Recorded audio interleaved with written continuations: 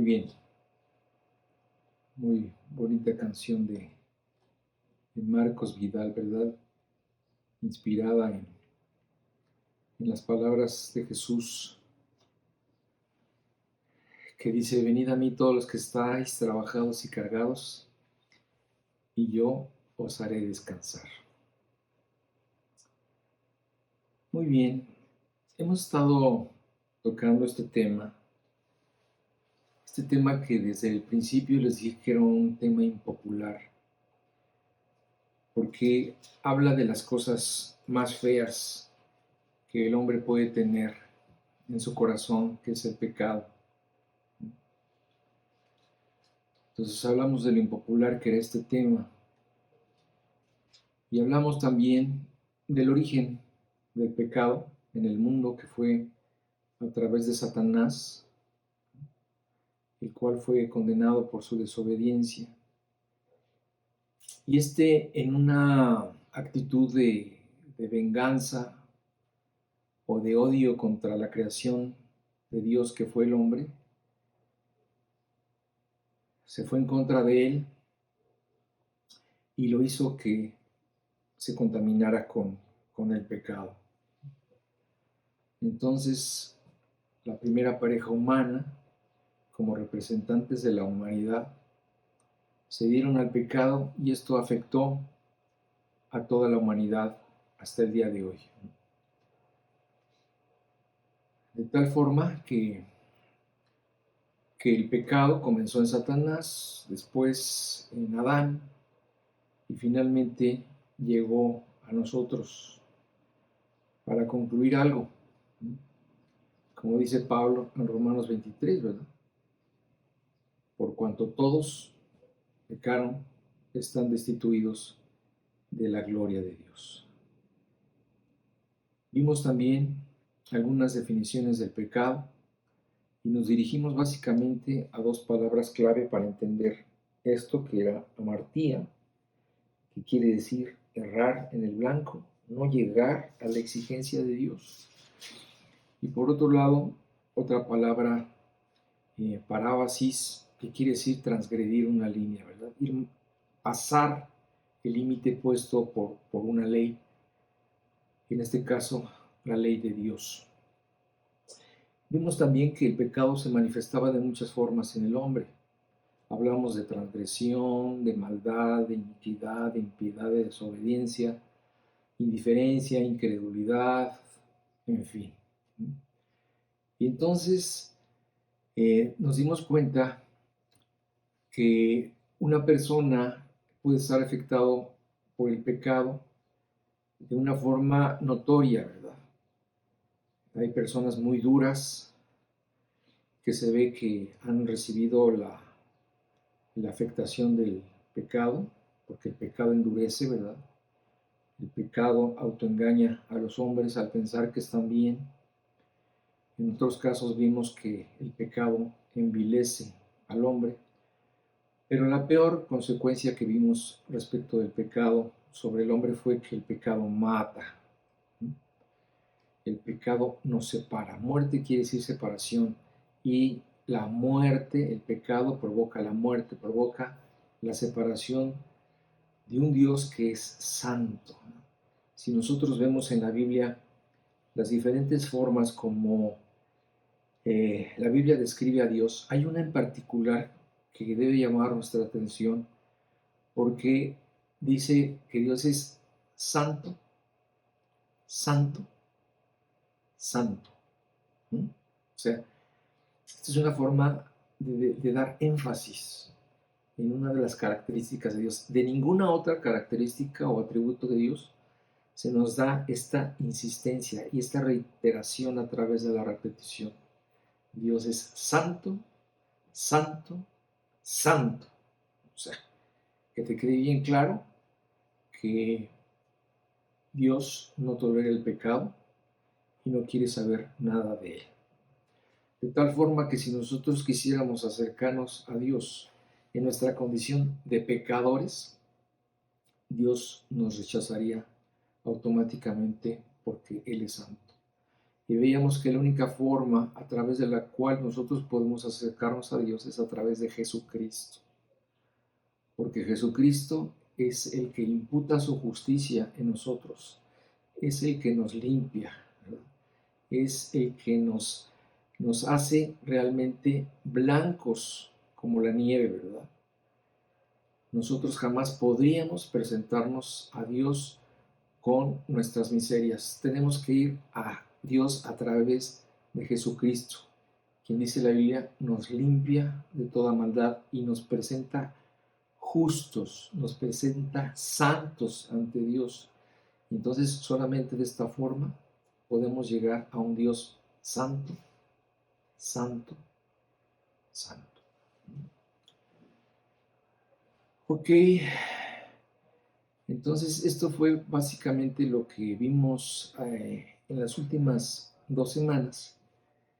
Y este estudio que vamos a tener el día de hoy, pues realmente es algo, va a ser muy breve, porque es precisamente la conclusión de lo que no alcancé a dar la semana pasada y, y simplemente voy a terminarlo, ¿no?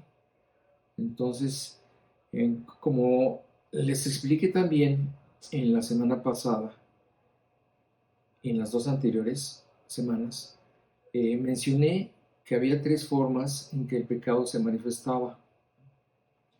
Por acción, cosas que nosotros hacemos. Por omisión, cosas que nosotros dejamos de hacer, ¿verdad? Y recordando las palabras de Santiago que decía que el que sabe hacer lo bueno y no lo hace, le es pecado, terrible pecado de omisión. Y mencioné que también existía el pecado del deseo o del pensamiento, que es de lo que voy a hablar hoy. Y todas estas cosas nos recuerdan que los pecados del hombre son simplemente el síntoma de una enfermedad mayor que es precisamente el pecado. Y ante esa famosa pregunta que luego hacen algunas preguntas, perdón, que hacen algunas personas en donde dicen que nosotros pecamos porque somos pecadores o somos pecadores porque pecamos. Bueno, en realidad nosotros somos pecadores y al ser pecadores nosotros pecamos. Entonces este es el mal. El mal es que somos pecado y lo manifestamos a través de pecados en forma externa. Como vimos, la primera forma de manifestación de pecados de acción, les dije que había pues una transgresión, la maldad, la desobediencia, la incredulidad, todas son estas acciones que el hombre lleva a cabo. Y la otra forma de los pecados de omisión, del cual mencioné que es un pecado terrible, ¿verdad? Porque es un pecado asociado con la apatía, es un pecado asociado con la indiferencia, es no hacer nada cuando deberías de hacerlo. Es en la cuestión de nuestras propias vidas, en la cuestión de la salvación, es prácticamente dejarse morir en el estado de separación que estamos con respecto a Dios. Una persona que finalmente sea condenada va a ser porque tuvo la suficiente omisión en el cuidado de su alma. Va a ser una persona que fue apático e indiferente ante las palabras de Dios y precisamente por no buscar la solución, esta persona no hizo nada por cambiar la situación. ¿Cuál situación? Toda esta situación de la que he estado hablando estas semanas, de que somos pecadores, que necesitamos de Jesucristo para salir de esta condición. Entonces, hoy voy a hablar acerca de otra clase de pecados, que son los pecados del deseo o del pensamiento. Los maestros religiosos en la época de Jesús habían perdido el sentido de las enseñanzas de Dios, lo cual suele suceder muchas veces en las religiones, donde la tradición u otros intereses se dedican a tergiversar o a opacar la verdad divina. Esta fue la situación con la que Jesús se enfrentó en su tiempo, ¿verdad? A través de los años, estos líderes religiosos que nosotros podemos leer, que compartieron la vida de Jesús, habían diluido, deformado y en otros casos habían perdido el espíritu verdadero de los mandamientos de Dios. Un caso típico respecto a cómo andaban perdidos con respecto a las enseñanzas de Dios, un caso típico fue respecto al día de reposo, al cual se habían atado de una forma fanática y legalista.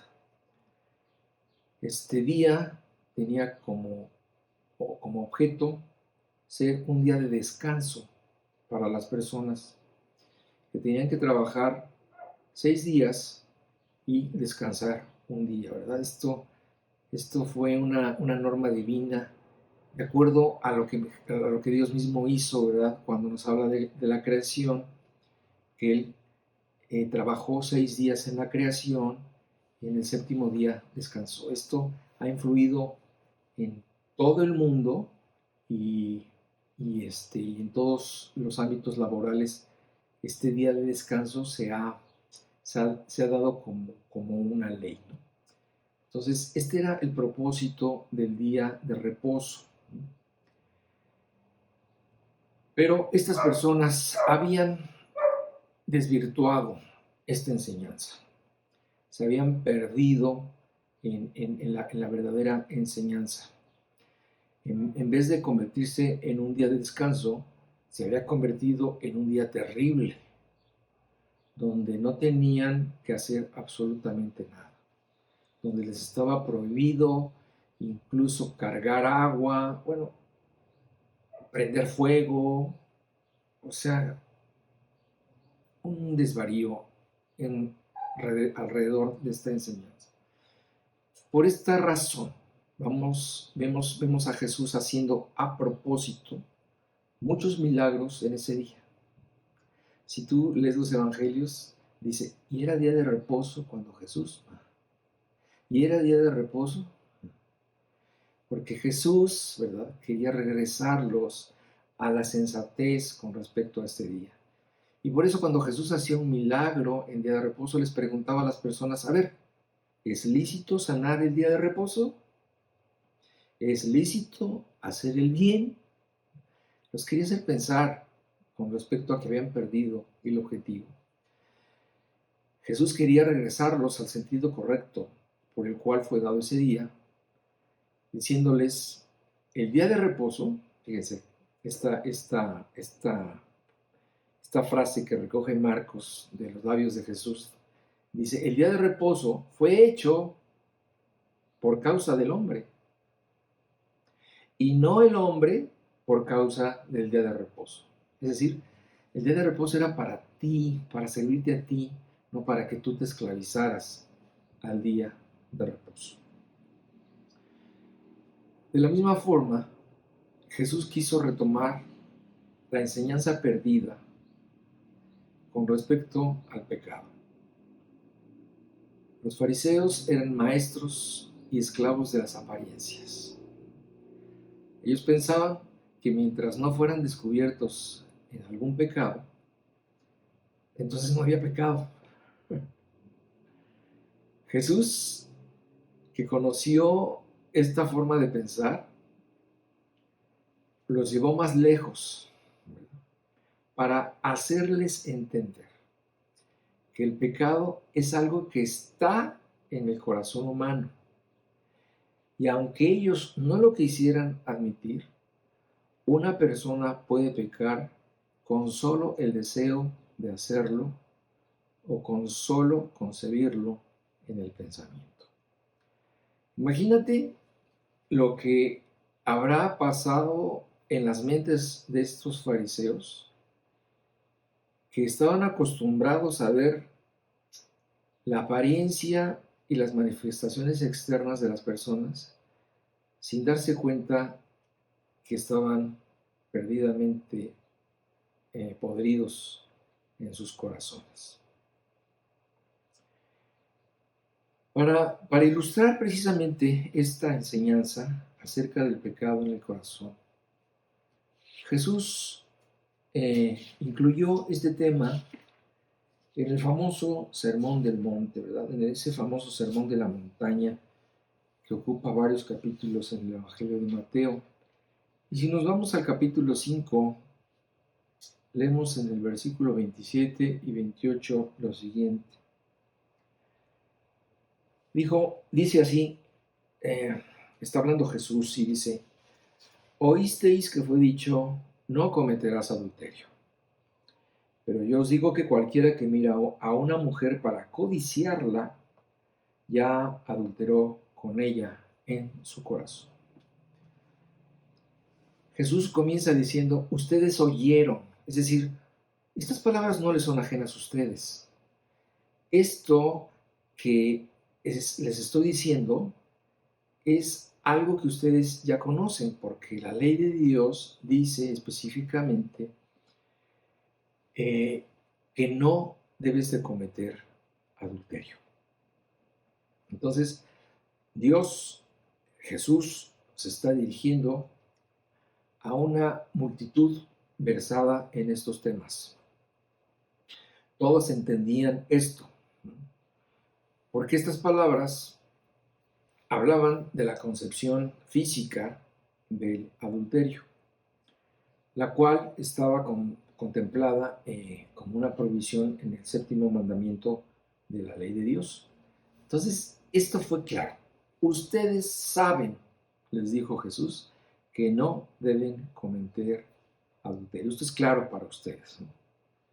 Y además sabían que dentro de la ley mosaica, ¿verdad?, el castigo por el adulterio era precisamente la muerte, y era la muerte por lapidación, es decir, a pedradas. Entonces Jesús les dijo, ustedes han oído, pero les digo, pero yo les digo, y con estas palabras, Jesús no iba a decir algo que contradijera la ley mosaica, no, más bien la iba a explicar, iba a profundizar en su significado y en su importancia.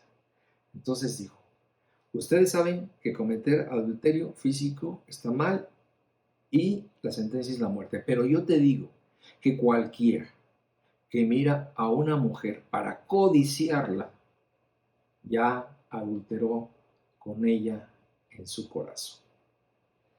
Yo a veces a mí me gusta imaginarme la situación, y yo creo que esto fue un golpazo, ¿verdad?, para estos fariseos, cuidadores de los buenos modos y de las apariencias externas. ¿Por qué? Porque esto precisamente estaba llevando la enseñanza del adulterio a una dimensión completamente diferente a la que ellos entendían. Para ellos solamente el adulterio se llevaba a cabo cuando se llevaba a cabo físicamente. Pero al decir esto Jesús estaba haciendo culpables a muchos que hasta ese momento se creían libres de ese pecado, al pensar que por no haber llevado a cabo un adulterio físico, ya por eso no eran adúlteros. Pero precisamente Jesús estaba llevando el problema del pecado a un problema de deseo o pensamiento en el corazón. Y esto, precisamente cuando hablamos acerca de temas del corazón, estamos hablando de algo que Dios conoce perfectamente de todos los hombres. Como dice Lucas 15, dice, mas Dios conoce vuestros corazones, porque lo que los hombres tienen por sublime delante de Dios es abominación. De tal forma que esto tiraba por completo el pensamiento fariseico de que si no había un pecado que se viera, no existía. Y aquí dice, no, a ver un momento, yo conozco lo que hay en tu corazón. Yo conozco lo que hay en tu corazón, dice Jesús textualmente, ¿verdad? Porque lo que los hombres tienen por sublime delante de Dios es una abominación.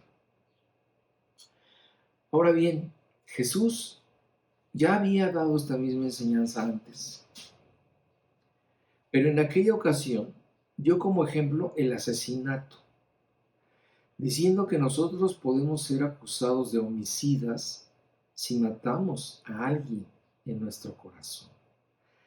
Si producimos en nuestro corazón un enojo o un odio contra alguien, Dios nos puede acusar de estar matando a alguien en nuestro corazón.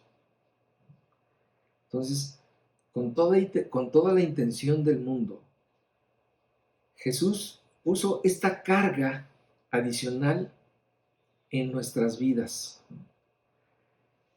Con estas enseñanzas nos está llevando al examen no solo de las acciones pecaminosas externas y visibles, sino también a esas acciones invisibles e internas que están en nuestro corazón. Y este es el punto, ¿verdad? Este es el punto. Hacerte ver que el pecado es un mal que está en tu corazón, del cual nadie se puede desligar. El adulterio y el homicidio fueron solo dos ejemplos usados por Jesús, pero en realidad esta misma enseñanza se puede extender a toda la conducta humana. Y lo dejó así plasmado porque precisamente quería probar la realidad, la abundancia, la presencia, esa infección que tenemos todos del pecado y que no quedara ninguna duda de que todos, absolutamente todos, somos pecadores. Esto está escrito. Lo que pasa es que a veces como que lo dudamos, ¿verdad? Nos autoengañamos y decimos que no somos tan malos. Pero Dios quiere demostrar exactamente todo lo contrario.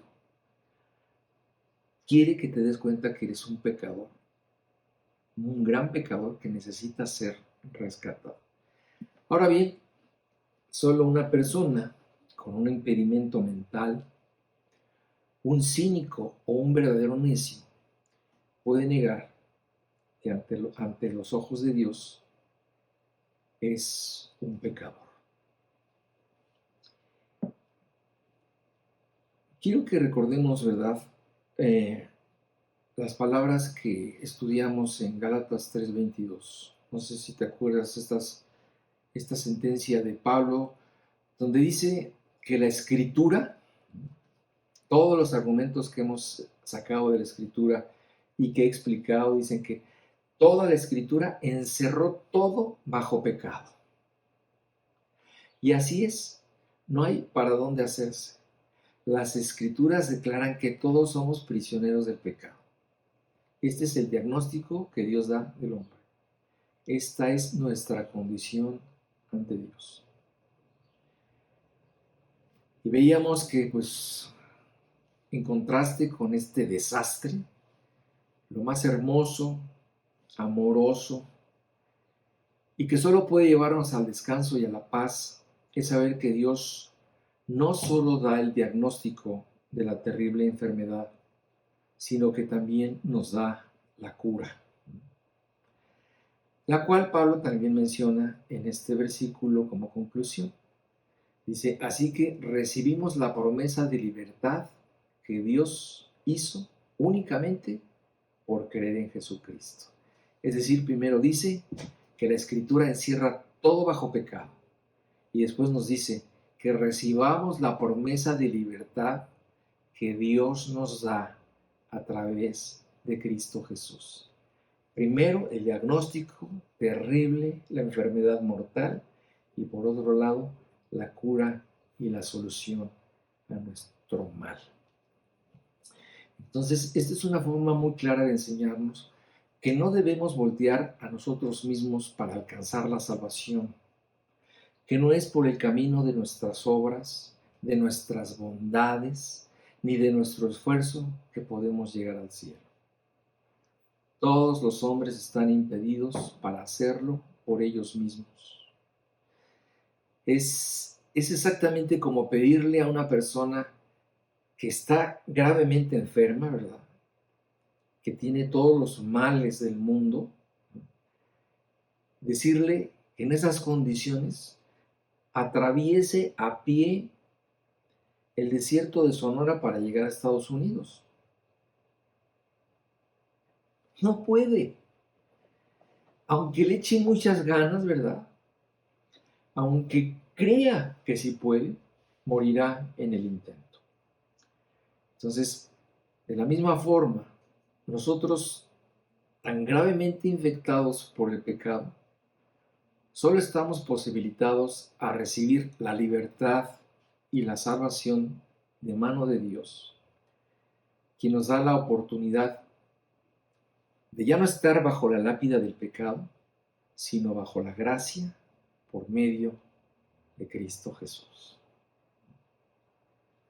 Entonces, esto es importantísimo que nos quede muy claro para dejarnos de engañar por todas esas religiones que todavía predican un falso evangelio al decir que tus obras te pueden salvar. ¿Cuál sería la conclusión de esto, de todo este tema que hemos tratado? A veces las palabras pueden ser insuficientes para describir la gravedad del pecado. Aunque me haya esforzado durante estos días a presentar la gravedad del pecado en su modalidad de acción, de omisión y de deseo o pensamiento. No obstante, solamente podemos entender la gravedad del pecado viendo la acción y la reacción de Dios ante él. Cuando nosotros vemos cómo reacciona Dios ante el pecado, es cuando realmente nosotros podemos calibrar la gravedad y la dimensión del pecado. Y a través de la Biblia se nos dan muchos ejemplos de cómo Dios ha reaccionado ante el pecado. Les voy a comentar algunos. Por causa del pecado, Adán y Eva fueron expulsados del Edén y fueron condenados a muerte. ¿Por qué? Porque pecaron. Para Dios fue muy grave. Y como dice Génesis 3:24, dice, echó pues fuera al hombre, lo echó fuera porque había pecado, y puso al oriente del huerto de Edén querubines y una espada encendida que se revolvía por todos lados para guardar el camino del árbol de la vida. El pecado provocó que la vida de Adán y por consecuencia tu vida y la mía cambiaran por completo. Hoy en día estamos viviendo en nuestras vidas el efecto del pecado. Por causa del pecado, los hombres fueron destruidos por medio de un diluvio. Fíjate cómo dice Génesis 6, del 5 al 7. Dice, y vio Jehová que la maldad de los hombres era mucha en la tierra, y que todo designio de los pensamientos del corazón de ellos era de continuo solamente el mal. Y se arrepintió Jehová de haber hecho hombre en la tierra, y le dolió en su corazón.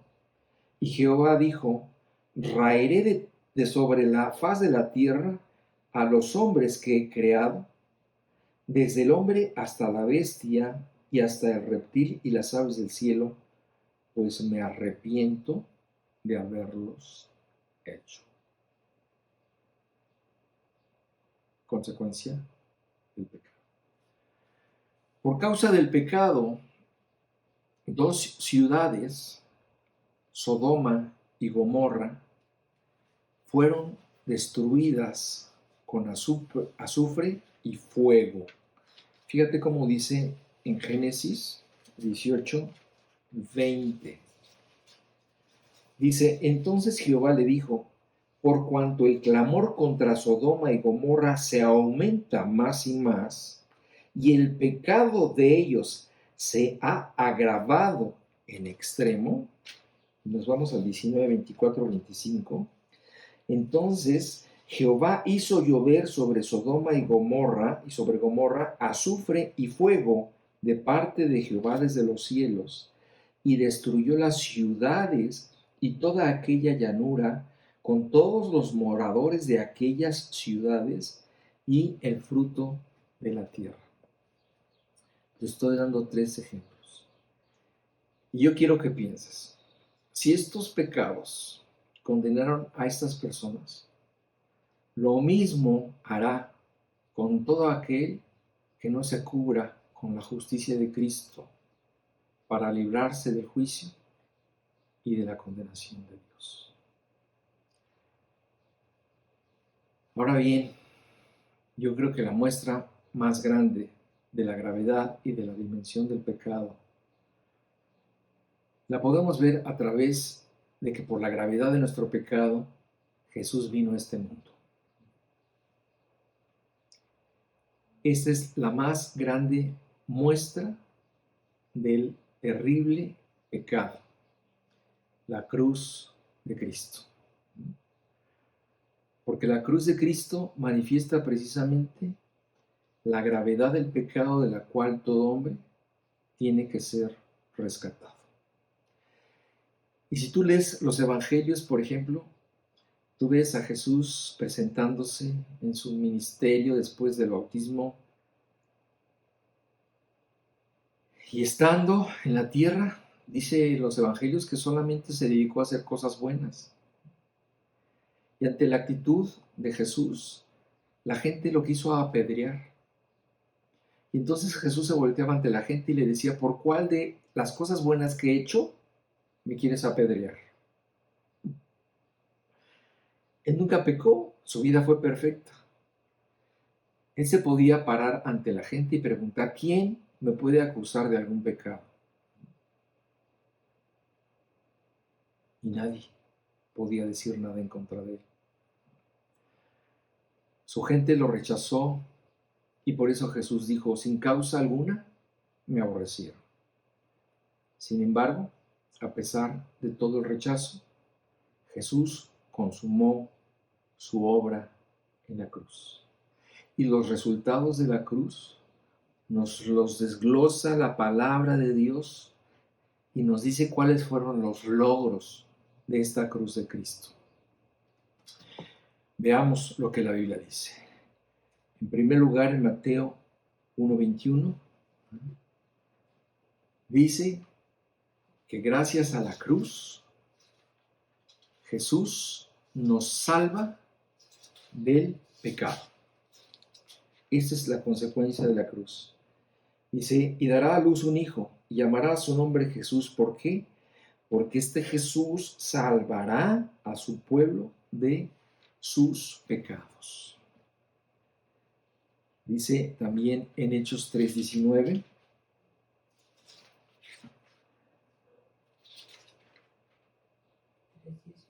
Así que arrepentíos y convertíos para que sean borrados vuestros pecados, para que vengan de la presencia del Señor tiempos de refrigerio. Si tú quieres que tus pecados sean borrados, ¿verdad? Si tú quieres encontrar el cielo, necesitas arrepentirte y convertirte.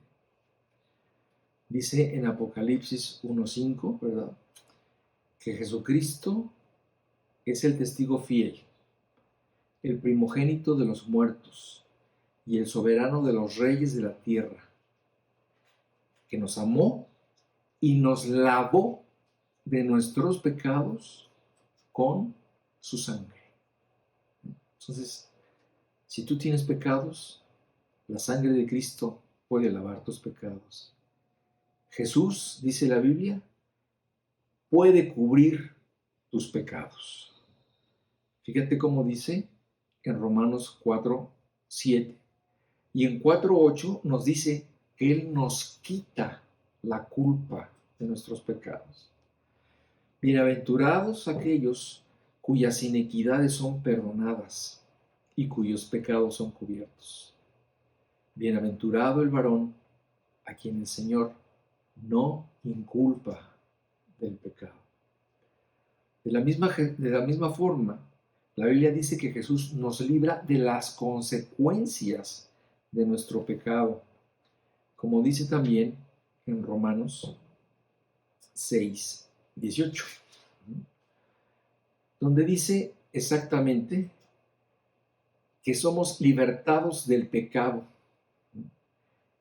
porque cuando somos libertados del pecado venimos a ser siervos de justicia. Es decir, Jesús nos da libertad de pecados. Y el autor de Hebreos nos dice que nuestros pecados, la deuda de nuestros pecados es cancelada por Jesucristo. Dice, de otra manera, le hubiera sido necesario padecer muchas veces desde el principio del mundo, pero ahora en la consumación de los siglos se presentó, está hablando de Jesucristo, una vez para siempre por el sacrificio de sí mismo para quitar de en medio el pecado. Jesucristo es el único que puede dar también perdón de pecados, como dice en Hechos 10:43. De este, ¿no? Hablando de Jesucristo, de este dan testimonio todos los profetas, que todos los que en él creyeren recibirán perdón de pecados por su nombre. O sea, no hay algo más claro. De este, todos esos profetas que escribieron de él 600, 700, 900 años antes, de este Jesucristo, dieron testimonio, diciendo que todos los que en él creyeran recibirían perdón de pecados por su nombre. Jesús, al final de su vida, decidió morir por nuestros pecados. Fíjate cómo lo dice claramente también en 1 de Pedro 2:24, diciendo, ¿verdad? Quien llevó, está hablando de Jesucristo, quien llevó él mismo nuestros pecados en su cuerpo sobre el madero, para que nosotros, ¿quiénes? Tú y yo que estamos muertos por nuestros pecados, vivamos a la justicia. Y porque por la herida de Jesús, ahora nosotros podemos ser sanados. Jesús vino a pagar tus cuentas, ¿verdad? Vino a saldar tus deudas. Vino a cumplir la sentencia que se aplicó en tu contra por haber violado la ley de Dios. Y por si aún no te queda claro, fíjate cómo lo dice Pablo en 2 de Corintios 5:21. Dice, hablando también de Jesucristo, dice Jesucristo, que no conoció pecado, él nunca pecó, por nosotros Dios lo hizo pecado. ¿Para qué? Para que nosotros fuésemos presentados como justos delante de Dios a través de lo que Él hizo por nosotros. sin duda alguna, la mayor muestra de la gravedad del pecado es la cruz. Porque si hubiera existido alguna otra forma de salvar al hombre de las consecuencias del pecado, si hubiera existido alguna posibilidad de salvación del hombre a través de lo que tú quieras, Dios no habría enviado a su Hijo a salvarnos.